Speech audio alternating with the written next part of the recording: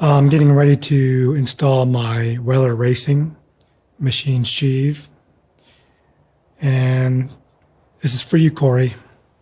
Asked if I could do a tear down on the RMAX4 and what you have to remove and whatnot. I've already done this for the RMAX2. One thing you should do before even attempting this is get the necessary tools and parts. And I'll put that at a link in the description, maybe in the video, but I'll also mimic the information on Wolverine forums. So you want to get the seals, the secondary spring holding tool, have an impact wrench, possibly sheave holder if you're going to torque to specs. I'll go about that later. Once you have all that in order, first thing you want to do is get all your cargo out of the back seat area and wash your vehicle really well. And you want to concentrate on the clutch area. So you want to spray water below the oil reservoir in this area here. And then spray some water in this area and then over here. And spray in there until mud no longer comes out. I did a mod to my plates, which I'll show you as I take it apart, where I drilled holes so mud drains easier.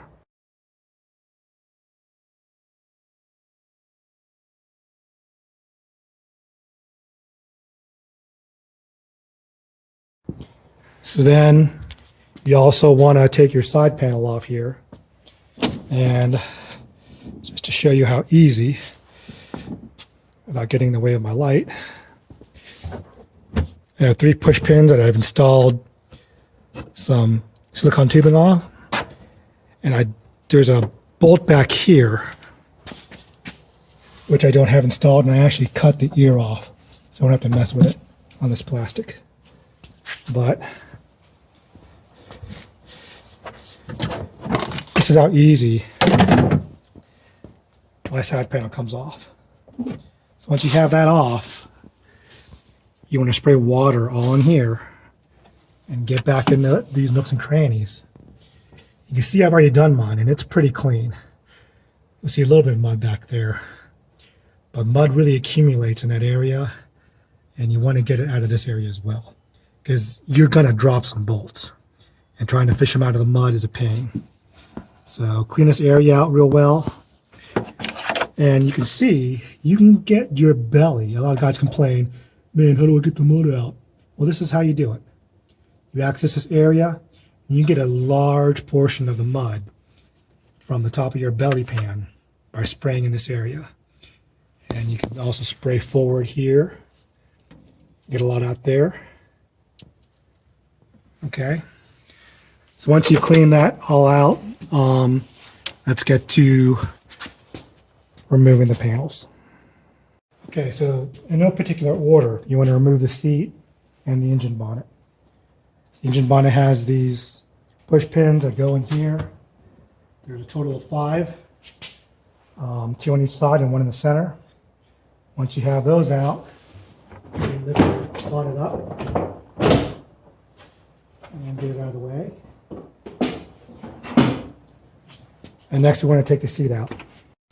So to take the front seat out, you want to take your seat out, bring it over the guard, take your bottom out, and you want to remove the 4 bolts that hold the slider in. There's 4 bolts that hold the seat to the slider. Leave those in place. Take these out. And I've already loosened these up. It's just 4 bolts. And for the small sockets, typically 10, 12 millimeter are what you're going to use. So once those are out, so it comes right out. And put it aside. So then once the seat's out of the way, yeah, I've already taken my side cover off. Go back over. the side cover. Need to get this out here. Side cover, there's a bolt back here, which I've already cut mine off, so I don't have to mess with that anymore. There's a bolt back here. There's 2 push pins there. And then you'll normally have 2 bolts here. And then it just comes out of the way. And then you have your push pins on your top cover. Now, this is going to be a little different than yours because I've cut mine, and I'll show you where.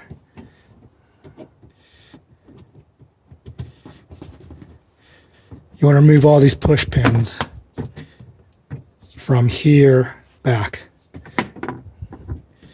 Now, some guys remove the center tunnel cover and you don't need to, but if it gives you more space and you feel less claustrophobic with it out of the way, all the power to you. But you don't need to remove it to do a sheave service or change your belt. Ignore this tube, it's a blowout port, which I actually don't use. I have the need to blow out my sheaves using this, but some of you may. So you can see I've cut mine here. My plastic just makes it easier for me to remove this panel. Okay, so once you have all of that off, we can remove this footwell plastic. And Yamaha, if you're listening, you could make life a whole lot easier if this footwell plastic was maybe cut here. And that way this could stay in place and just remove this section. Because to remove the footwell plastic, you have to remove this bolt, and you have to remove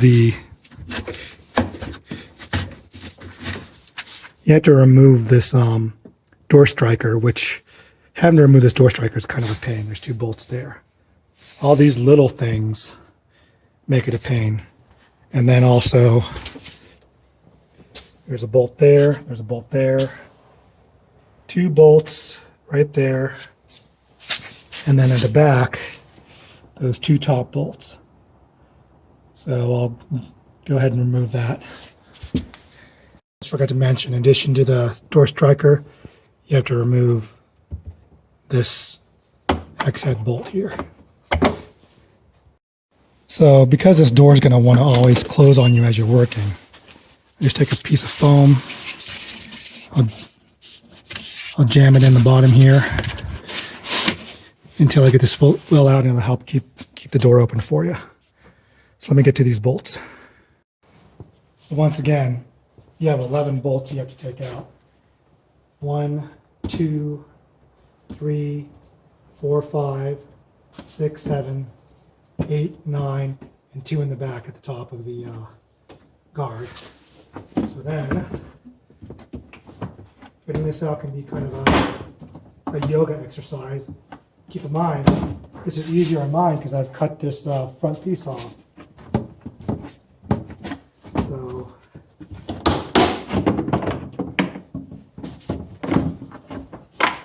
that lifts out of the way.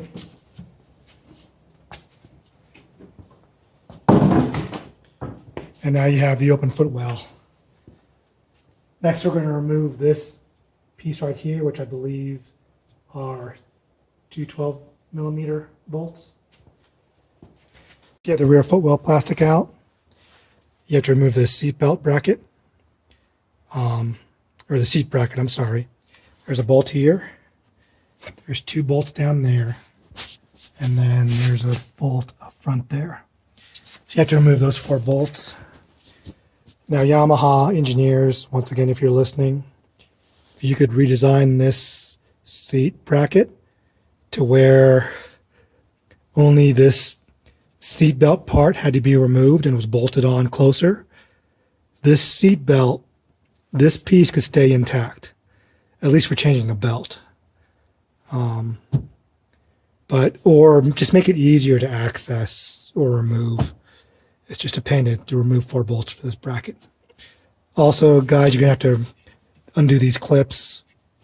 So when you take the bracket out, it comes out, or you could just move it out of your way. I like to remove it completely to give me more space. Seat bracket undone, and undo all the wiring clips. You remove your snorkel here, and then remove your snorkel, your exhaust snorkel. And that's a bolt right here. If you can do it in one piece where this all stays intact, you can. There's a little nub that keeps this side in, but you have to do both sides of that snorkel. I just wanted to show you the grommet this goes into. So to remove the CVT cover, there are 11 10mm bolts. You got 1, 2, 3, 4, 5, 6, 7. Go to the other side.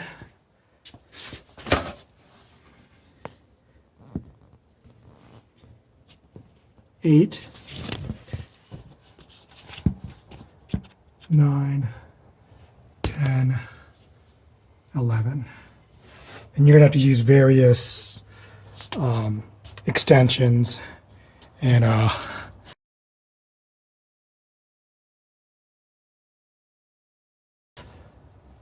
U-joint swivel. And once those are out, this should pop right off. And then the rest of my video should cover from here on.